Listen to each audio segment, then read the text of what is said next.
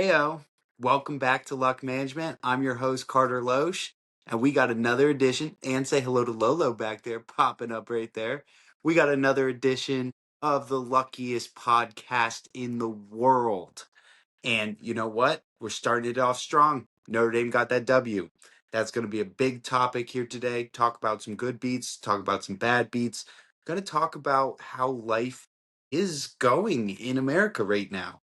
We are 8, 9 months into this Donald Trump experience 2.0. Tariffs are 6 months, about 6 months of being enacted. Where the state of the economy is, where I am in the state of software sales, and how that impacts a lot of the manufacturing and energy companies, and just what I'm seeing, just some things that are happening in the world. And just want to start it off by saying we're sponsored by charmND.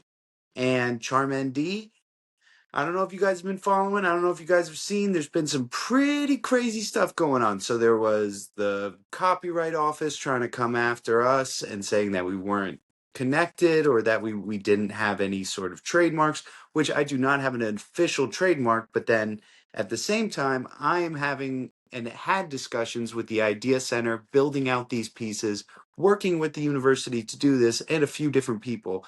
But it's all going to get sorted out. I've talked to a couple guys. We're on the path to getting trademark. We're on the path to making sure that the website's clear.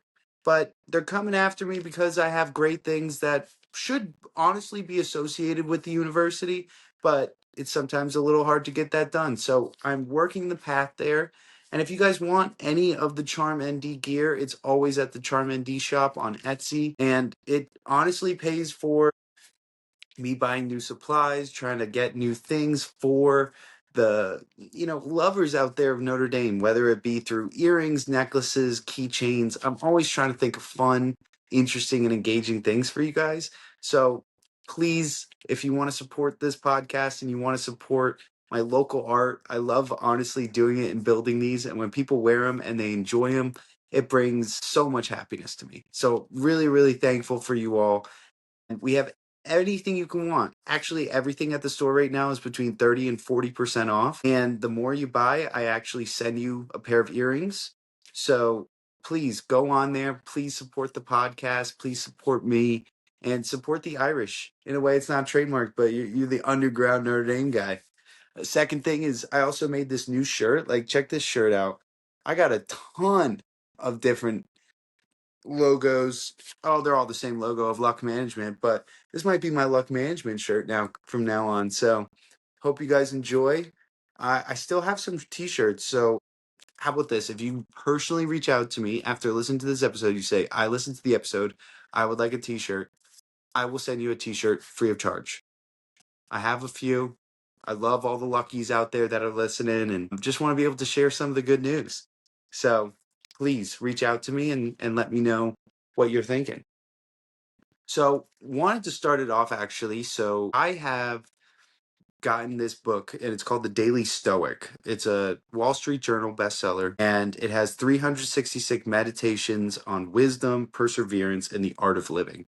And each day I actually try and open it up and read it. And it's small little scriptures, or I guess you could call them scriptures, but stoic moments. And today, September 21st, we have maintain composure, maintain control. When forced as it seems by circumstances into utter confusion, get a hold of yourself quickly. Don't be locked out of the rhythm any longer than necessary. You'll be able to keep the beat if you are constantly returning to it. And that's Marcus Aurelius. There's a lot of them by him throughout this book. And there's a little message that comes with it. We're going to get caught off guard from time to time, not just by black swan type events, a terrorist attack, or a financial panic, but also a minor, unexpected occurrence all the time. Your car battery dies, your friend cancels at the last minute, you suddenly don't feel well. These situations have a way of throwing us into confusion and disarray. We've made an assumption about the world and built plans on top of that assumption. Now that the assumption has collapsed, so too might our organization or understanding. That's perfectly okay, though. It happens. A line of infantrymen will face withering attacks. What's key is what they don't allow chaos to reign. Musicians will experience technical difficulties and lose their place from time to time. In both cases, it just matters that they get back into position as quickly as possible. The same is true for you today. The order and the peace might be interrupted by a new circumstance. Okay, get a hold of yourself and find your way back. And truthfully, I did not read that until I am doing it with you guys. And I think that hits me deeply in a lot of different ways because there are so many different factors and so many crazy things that are happening in the world today that make you feel like you don't have any control, or that make you feel like you are spinning out of control, and that the direction that you wanted is just not the one that you always thought was going to be there, or you got a ray and you're looking for excuses when you're not looking inwardly. And I've had that, and I've felt that sometimes even on this podcast of, being sporadic on some of these messages and things that I do. But as long as I'm able to get back and spend these moments with you guys and share with you guys and how the podcast has evolved, that's okay. So I am grateful for this sort of message right here. Maintain control, maintain composure. Know that not everything is going to work out perfectly, and recognize that it's not going to work out perfectly. In what world is anything ever perfect? Nothing is perfect, but yet we have to work hard and try to make sure that we can get to that point where we feel comfortable of where we are. I'm struggling with that, and I struggle with that every day. I know that maybe a lot of you do as well. Or maybe you guys are super chill. Maybe you're on a couple SSRIs, or you're just like vibing out and life is good. I envy you. But if you are struggling, just know you're not alone in that. And that sometimes you just gotta put one foot in front of the other, little victories, and know that progress is not a straight line. It's a lot of ups and downs. And I'm working on a lot of these different things. And it just kind of makes me think of like the discord in the world right now, from Charlie Kirk being assassinated and seeing the response from so many different people on vastly different levels. And I feel like this has been beaten like a dead horse time and time again of, oh my gosh, the people that stood for him are in outrage and the people that are against him don't care that he's gone. Either way, just the life of somebody going, and for the work that he did.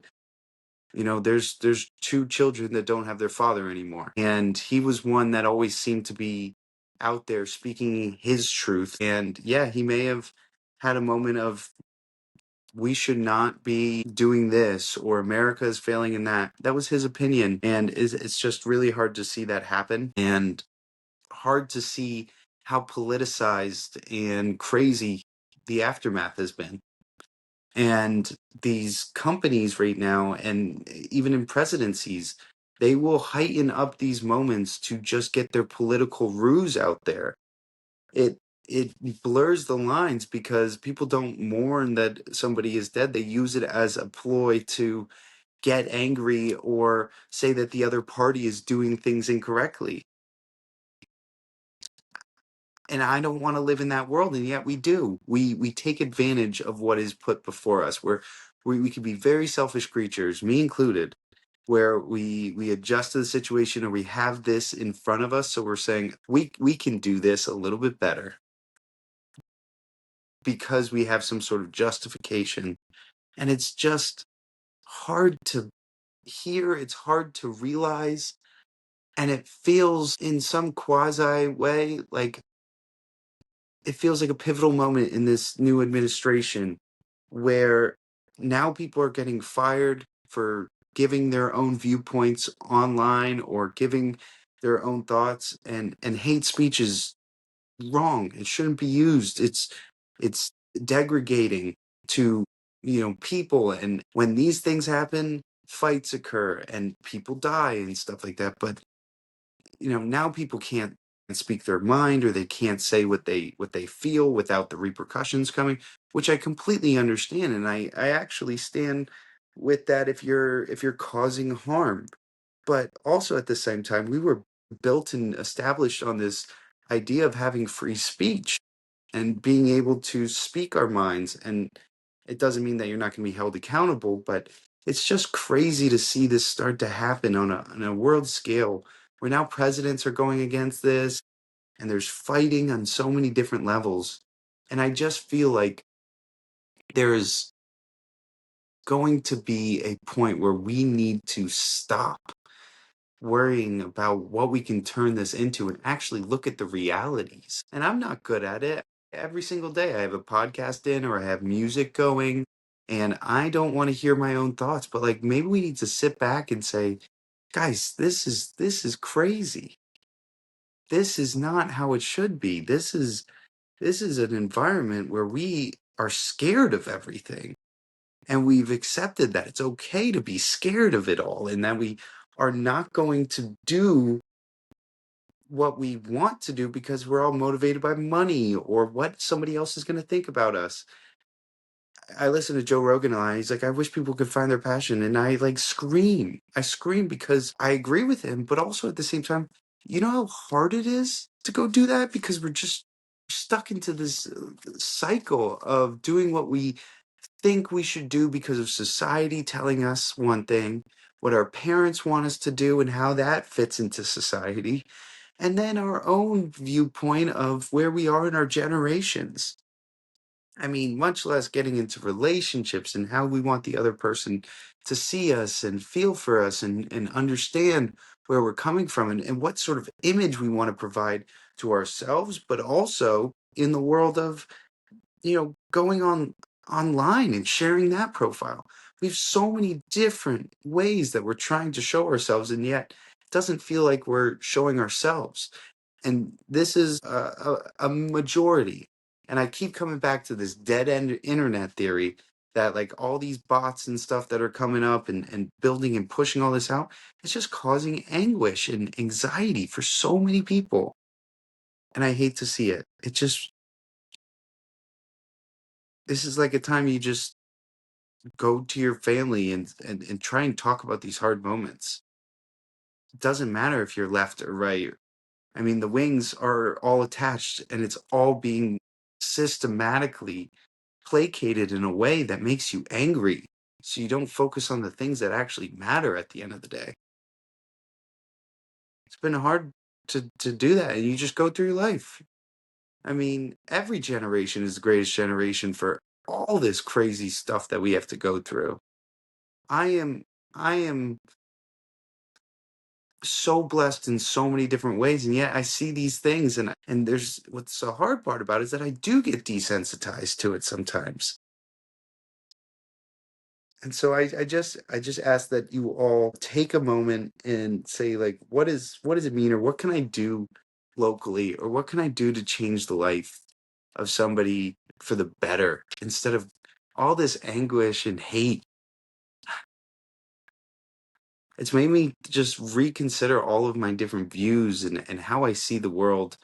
And I still have faith in people because face to face, having those conversations, that's when you actually grow. But these veils behind internet or these ideologies of saying I'm in this bucket and you're not, so I don't agree with you. It's really hard and really just exhausting. Like, why do we keep exhausting ourselves every day? It's like going to bed at 1 a.m., waking up at 7 and saying, I'm going to go to bed earlier, but then doing it again over and over and over again. That's a sign of psychotic behavior. Doing something over and over and over again, expecting different results. We just keep perpetuating this. And I'm just tired of it. And I hope that you guys are too. And I hope that you guys can make just lasting efforts between you guys. Do the grateful for, show some grace and happiness. Talk about what you're thankful for instead of what you want.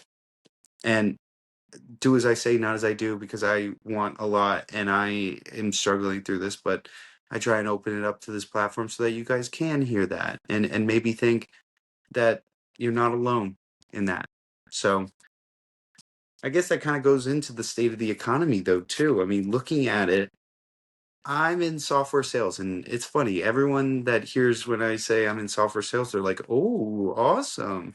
And you know, every job has its grass is greener. Someone says lawyer, it's like, "Oh, you're a lawyer." Someone says banker, "Oh, you're in finance." Say, "Oh, yeah, hey, I own a factory." It's crazy to see all these different worlds that we all live in, and we have our own plethora of knowledge that we can pull. But people look at software sales and they're like, "Oh, you must be killing it." And I'm not gonna lie, I'm doing very well. I love the company that I'm with, and I love that the work that's being done is actually very, very important. And yet, you see in the state of the economy, everything's been so focused on bringing back manufacturing jobs and building out these plants and growing environments where the skilled worker is very important. And being in skills management, it's a great time to hear that. But also at the same time, it's these manufacturers and these factories and these people that are building these out, and yet they're saying that they don't have the right workforce. I talked to two guys yesterday. A lot of their workforce relies on the labor of people that are undocumented because they couldn't pay those wages. And now you're going to say that's wrong. You're going to say, hey, no, we need to pay the right wage. Well, that just takes away livelihoods and money from the top. It trickles away. And now these H-1B visas coming in $100,000 a year. That was actually a real hit on India because they have about 80% of those applications. So the reason why Trump is playing chess there. He's trying to get Modi to get into a better deal instead of him siding with China. But I digress. But a lot of these companies, man, they're not doing as well as everyone's saying that they're doing. And that's investment, the 20 billion, the 200 billion, the 10 billion in a down economy gets completely wiped away. They can make all these pledges, they can say all these things, but will it happen? Is it happening? You can say these things, but do you mean it? Do you live as you speak? Which, as we've seen, is very hard for a lot of people. So take it with a grain of salt. But I mean, when you have the Bureau of Labor Statistics no longer showing the work data and how many employees and joblessness, it's just weird and eerie to see because everyone would say manufacturing is pumping right now. No, they're really worried. It works well for the software because we are in a space of how you grow from within and how you build out your business. But it's just it's an eerie time in this world of the economy. I think everybody's afraid. People aren't finding jobs or people are sticking with their jobs. And we have to see if the tariffs are still going to be a part of our system or are we going to have to give back all that money? It's just back and forth crazy where nobody feels comfortable. The stock market keeps going up, which is great if you own stocks, but a great majority of people don't. I'd say just like dollar cost average and keep investing, but it's hard out here. You see so many people now looking for work, and we have to think about what implications that really is for down the line and how people are able to put food on the table. Because a lot of these jobs that are coming in, they're part-time jobs. Everyone's looking for a side hustle. charmND, get your charmND. That's my side hustle. Ayo. But a lot more manufacturers want to have the conversations and grow in the world of, software and stuff like that, but it's still moving at a snail's pace. And I think that we're going to feel the real impact of tariffs and everything in the next few months. Now, I'd say now until the end of October is going to be kind of rough, I think. I think it's going to be a little bit down. It's going to be a panic of, okay, we're 6 months in. Is the inflation ticking up? I don't know. And then I think it's going to end up moving. Oh, got to turn the light on one sec. I think it's going to end up being blissful by the end of the year, but there's also going to be an issue where we are not going to have as much of connections to other nations throughout the year? And are we going to be able to produce as much as we want? God forbid we get into a war or do something like that. So I would just say stay vigilant, stay ready, and just know that, like, work hard right now. That's my viewpoint, and I'm going to continue to do so. Hey, luckies, there might be some lucky situations, there might be some unlucky situations, but just know that all the hard work that you're putting in right now is going to pay off because you believe in luck management. You believe in this idea that things will get better because of the hard work that you put in. Now, there may be a thing that goes off your path, but have that resolve to know that luck is on your side because you worked for this and you wanted this. Something I'm working towards right now. I just got pre-approved for a mortgage, and I'm going through this really weird anxiety thought process of this, of like, am I ready to buy a place? I'm in Charlotte, I'm close to home. I love being home. I love having my family so close to me and everything. And then I'm at this point of wanting to go and buy my own place and start doing the work on through there. But then I'm like, oh my gosh, I'm tied down to this one place. I don't know, but I've been saving up a lot of money. I'm super excited about it, but it's also nerve-wracking. It's a lot of money. It's a lot of savings that go into a place that you're building out and hopefully creating into a home that, could bring in future children, or, I gotta have a backyard for my dog. I want to be in the right neighborhoods. I want to be in a spot where the interest rates are low. I want to be in a spot where the value is going up and the crime is low. Or, hey, if I have kids, like, are they going to be in the right school district for those moments? These are things that all matter. And I'm like, I guess I just get a house and then I'm stuck there. And then and then I worry about the economy or how work is going. I don't know. I feel good, but I know that you never know. But I'm looking for a home. If any of you luckies are going through it and have some advice or what to do, let me know. But it's an exciting moment. It's just an exciting thought process of how it might turn out. It could be something incredible. It'll be something incredible, I think, at the end of the day. So I'm grateful for that. I'm uh, I can't believe I'm thinking about buying a house. I guess I'm 28, coming up on 29. I guess it's time to go buy a house now. Gotta go up and get a house. But I mean, it's not bad where I am now. But that'll be probably happening in the next 6 months, which is pretty cool. Um, this is an accountability moment. I still am struggling with the nicotine. I know I talked at the beginning of the year. I know I talked about it multiple times. Got back into the Zen game about 2.5 months ago. And it was just added stress from just like summertime, or, just allowing for myself to say, hey, I don't care right now. Even though I was on a really good track, I was off of it for about a month and a half, almost 2 months, doing really, really well. But I fell down to the struggle. Sometimes I just never get, the notion of saying, you know what, it's whatever. And that's really hard for me because I know it's not good for me. While also at the same time, I feel like it helps me study or work.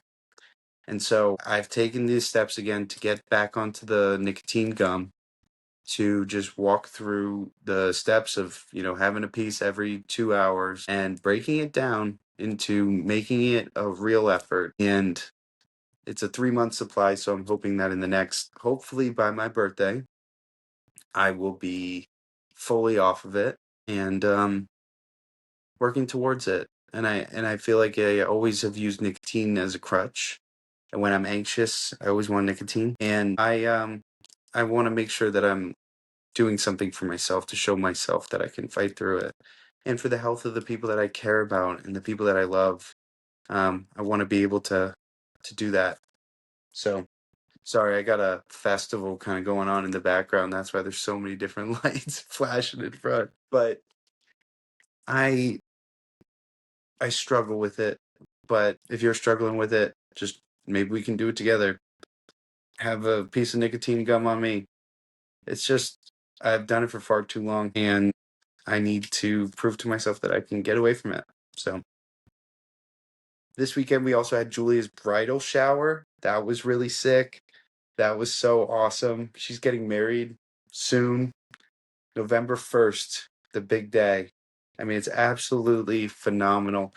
And she's going to be on the podcast next week. So we're going to go through a rundown of how the bridal shower went, the parties afterward, the outfits, everything. Like, Julia has just done this with so much grace. And Christopher becoming a part of our family, I am beyond excited. I love that man. I love her. And they are building something to a family that I aspire to have. And I'm just so grateful for them. I love them. And it was a beautiful, beautiful weekend celebrating them and to see all the people. This was those moments where you get confused because there's so much craziness going on in the world.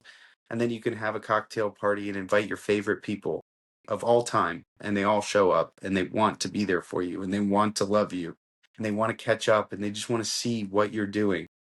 And you speak about nothing, but it's better in those moments of just knowing that they're there. So if you have not seen your friends for a while or have not talked to them or feel disconnected, give them a call. Text them. I know you guys don't like to call. I like to call.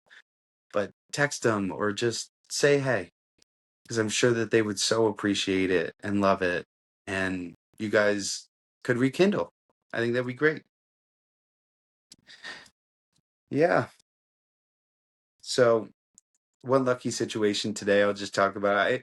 On the podcast, I want to be able to talk about lucky situations. I was able to go and I went to Costco today because I had to get some gas. I always go to get gas, and great prices, by the way. Big Costco fan, love going in there. Said I'd go into the store, picked up a bunch of stuff, but right before I got these new tires, I got Michelin tires, and they were running a promo, and they said $80 off of your 4 tires, and they were running a Bridgestone promo.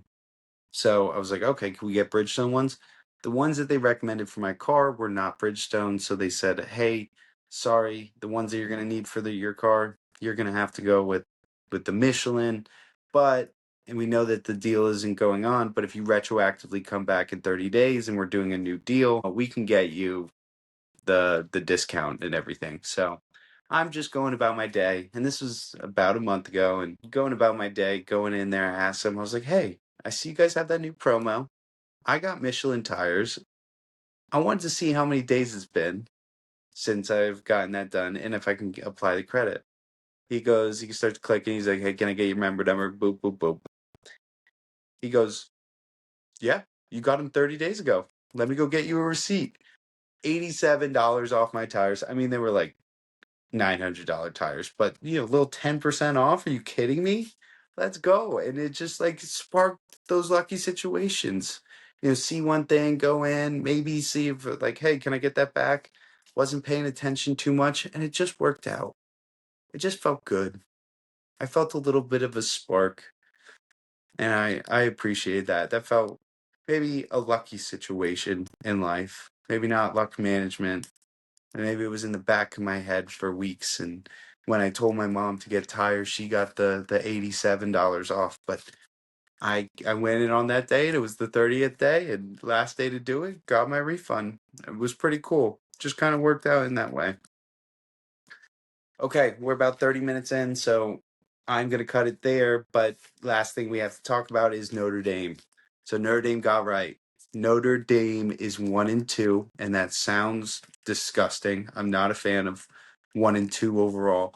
But you just wait till we're 2-2, 3-2, 4-2, going into playing USC at 4-2. That's gonna be crazy. I see a path to 10-2. Now our defense, tough. We won 56-30. So our offense is clicking. Our offense scored 56, 40 40. God. Buckner, get off the team. And 24. So that's progress. It's literally 16 points each time. So if you look at it, 24, 40, 56, we're scoring 72 points next week against Boise State. Dang, 72 points against Boise State. I mean, but that's the thing. We'll probably give up like 68, 69 points to them because our defense is abysmal. But I digress. Let's talk about the offense.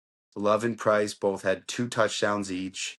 They were moving and grooving. Jadarian Price has 5 touchdowns already on the season. Jeremiah Love has 4 touchdowns. He's got 3 rushing and 1 receiving, and he's been in the backfield running around a bunch.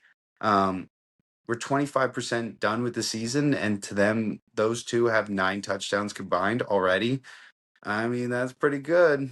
I mean, if we can get up to, 36 to 40 touchdowns by them, that's a great freaking year. That's breaking records right there. So keep feeding them the ball, keep doing it. You have CJ Carr. He's completed 66% of his passes, 800 yards in 3 games. So just averaging under 300 yards a game, 5 touchdowns, and the 2 interceptions were kind of BS interceptions at the end of the day. But man, he's playing like he knows what he's doing. He's taking charge, especially with that first deep ball of the game down to Malachi Fields for a 66-yard touchdown. He just cruises through the game. He's very, very smart. He knows what he's doing. He moves well. The offense clicks. I mean, Denbrock knows exactly what he's doing and he knows how to utilize him. So I love the offense. The offensive line could be a little bit better and a little bit more push, but I mean, when we're into how many is that? 66, 112 or 120 points in 3 games. You can't get mad at that. But it's the defense that's killing me. 30 points to USC is absolutely unacceptable. I think if we continue to be on that pace, Chris Ash is going to be gone. He should be gone. He will be gone.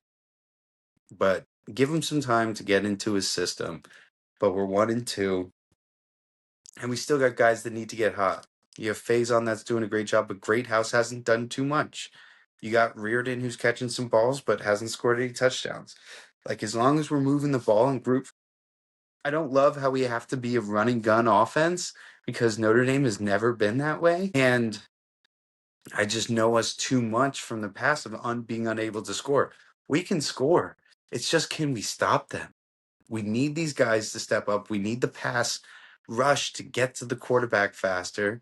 And we need our defensive backs to be the best backfield like it was last year. Like, I know people have left, but you guys need to push hard.